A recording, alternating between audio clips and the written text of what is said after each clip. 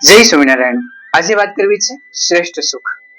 Doctor Michael ડુબેટી વિશ્વ પ્રતિભા ધરાવતા હતા અને ખૂબ ઉમદા વ્યક્તિત્વ હતું. લોકસેવાની અંદર દુનિયાભરમાં તેમનું નામ ગુંજતું હતું. તે અમેરિકાના એક શહેરની અંદર, રાજ્યની અંદર રહેતા હતા. લોકસેવાની અંદર તે અવ્વલ હતા. લોકોની સેવાનું કામ હોય તે દોડી પડતા. 85 વર્ષની ઉંમર સુધી સતત 14 કલાક કામ. ત્યાર પછી તેમને 10 કલાક ને પછી 8 કલાક કામ કર્યું.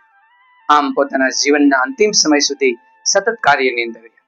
ક્યારેય નિવૃત્તિનું નામ તેમને લીધું ન હતું. આવા ડોક્ટર માઇકલ ડુબેટી લોકોના પ્રેમ અને ગરીબ લોકો પ્રત્યે ખૂબ જ દયા ભાવના ધરાવતા હતા. એક વખત લોકોએ તેમને પૂછ્યું કે ડોક્ટર સાહેબ, આપ આટલા બધા અમીર, આટલા બધા દેશવ્યાપી પ્રસિદ્ધ તમે છો, છતાં ગરીબ લોકો પ્રત્યે આટલી દયા, આટલી કરુણા, આવો પ્રેમ કેમ છે? ત્યારે તેમને હસતા હસતા કહ્યું કે મારી માતાએ મને લોકોના કપડાં સીવી મને ભણાવ્યો છે. લોકોના ઘરે જાય, એમની સેવા કરે, કપડાં સીવે અને એમાંથી જે ધન સંપત્તિ આવે એ પૈસાથી હું ભણ્યો છું અને હું આગળ આવવાનો પ્રયત્ન કર્યો છું. અને અત્યારે જે હું સેવા કરી રહ્યો છું એ હું મારી માતાનું ઋણ અદા કરી રહ્યો છું. કારણ કે લોકોના ઘરે ઘરે જઈ એને કપડાં સીવે, લોકોએ પણ ખુશ થઈ અને રૂપિયા આપ્યા. અને એ રૂપિયા આવ્યા એ રૂપિયા મારા માતાએ મને ભણવા પાછળ વાપર્યા. મને ડોક્ટર બને.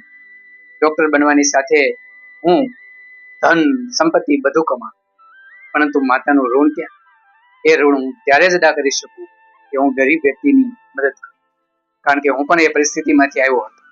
જો હું જે મદદ ન કરું તો મારી માતાનું ઋણ મારા માથે રહે, અને માતાનું ઋણ રહે તો મારી મુક્તિ ક્યાં થાય? આથી હું જીવીશ ત્યાં સુધી ગરીબ લોકો પ્રત્યે પ્રેમ રાખીશ અને બનતી મારાથી જેટલી બને એટલી મદદ લોકોને કરતો રહીશ. અને મારી માતાનું જે ઋણ છે એ અદા કરવાનો હું પ્રયત્ન કરીશ. સંપૂર્ણ ઋણ તો હું અદા નહીં કરી શકું, પરંતુ જેટલું બને એટલું ઋણ મારામાંથી ઓછું થાય, એ ઋણ અદા થાય એવો પ્રયત્ન હું કરીશ. આ રીતે ડોક્ટર ડુબેટીએ આજીવન લોકોની સેવા અને ઋણ અદા કરવાનો પ્રયત્ન.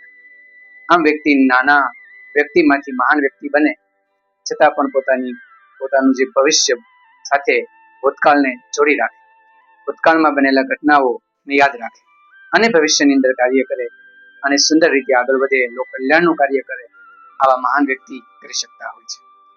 ક્યારેય પોતાની ભૂતકાળની જે પરિસ્થિતિ એને ભૂલતા નથી અને ભૂતકાળને યાદ રાખી વર્તમાનની અંદર જીવે છે અને ભવિષ્યનું આયોજન પણ એ જ રીતે કરતા હોય છે.